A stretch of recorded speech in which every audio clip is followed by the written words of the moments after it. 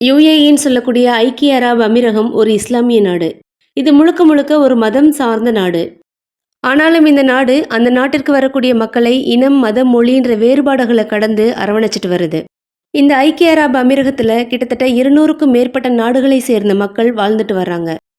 ஐக்கிய அரபு அமீரகம் ஒரு இஸ்லாமிய நாடா இருந்தாலும் அங்க வசிக்கக்கூடிய மற்ற நாடுகளை சேர்ந்த மக்களோட வழிபாட்டு முறைகளுக்கு பெருமளவுல மதிப்பு கொடுத்துட்டு வருது. அங்க வாழக்கூடிய மற்ற நாட்டு மக்கள், மற்ற மதத்தை சேர்ந்த மக்கள் அவங்கவங்க முறைப்படி வழிபாடு நடத்திக்கிறதுக்கு இந்த ஐக்கிய அரபு அமீரகம் ஒப்புதல் அளிச்சிருக்கு. இங்க வாழக்கூடிய மக்கள் அவங்கவங்க மதம் சம்பந்தப்பட்ட கட்டுமானங்கள் கட்டிக்கிறதுக்கும் அனுமதி அளிச்சிருக்கு இந்த ஐக்கிய அரபு அமீரகம்.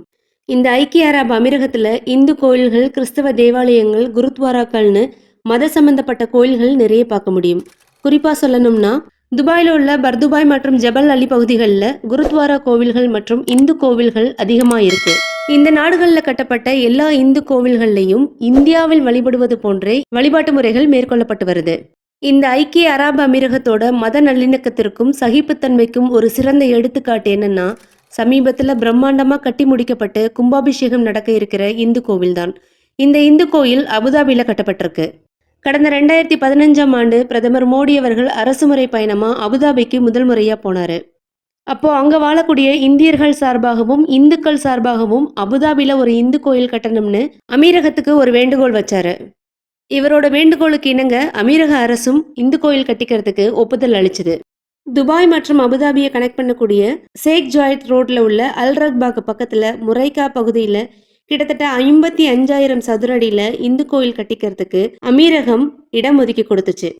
இதற்கான உத்தரவை அன்றைக்கு பட்டத்து இளவரசராக இருந்த ஷேக் முகமது பின் ஜாயித் அவர்கள் பிறப்பிச்சாரு. அபுதாபியில இந்து கோயில் கட்டலாம்னு முடிவெடுத்ததுக்கு அப்புறம் அதற்கான பணிகள் காப்ஸ் அமைப்பிடம் ஒப்படைக்கப்பட்டது. இந்த அமைப்பு இந்தியா மற்றும் வெளிநாடுகளில் கிட்டத்தட்ட 1200 இந்து கோயில்களை கட்டி நிர்வகிச்சுட்டு வருது. இதையடுத்து 2018 பிப்ரவரி 11 அபுதாபியில இந்து கோயில் கட்டுறதுக்கான அடிக்கல் நாட்டு விழாவை மோடி அவர்கள் காணொலி காட்சி மூலமா திறந்து வச்சாரு. இதுக்கப்புறம் இந்த கோவிலோட மாதிரி வடிவத்தை துபாய் ஓபேரா ஹவுஸில் நடைபெற்ற இந்தியர்களோட சந்திப்பு நிகழ்ச்சியில மோடி அவர்கள் திறந்து வச்சாரு.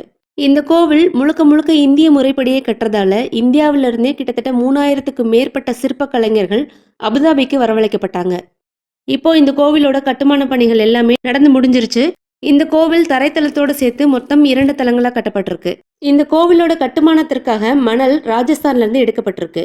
அதுக்கான பளிங்கு கற்கள் எல்லாமே இத்தாலி நாட்டில இருந்து வரவழைக்கப்பட்டிருக்கு.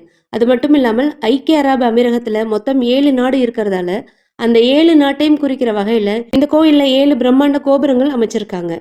இந்த கோயில்ல கட்டியிருக்க ஏராளமான தூண்கள்ல மகாபாரதம், ராமாயணம், பகவத்கீதை இது போன்ற இதிகாசங்களோட கதைகளை விவரிக்கிற வகையில காட்சிகள் தத்ரூபமான சிற்பங்களாக செதுக்கப்பட்டிருக்கு. அதே மாதிரி நாராயணன், சிவன், ராமன் உள்ளிட்ட 7 முக்கியமான இந்து தெய்வங்கள் இந்த கோயில்ல சிற்பங்களா செதுக்கப்பட்டிருக்கு. கோவிலோட பணிகள் எல்லாமே முடிஞ்சதால பிப்ரவரி 14 பிரதமர் மோடி அவர்கள் இந்த கோவிலை திறந்து வைக்க இருக்காரு. பிப்ரவரி 14 இந்த கோவிலுக்கு கும்பாபிஷேகம் நடைபெறுது.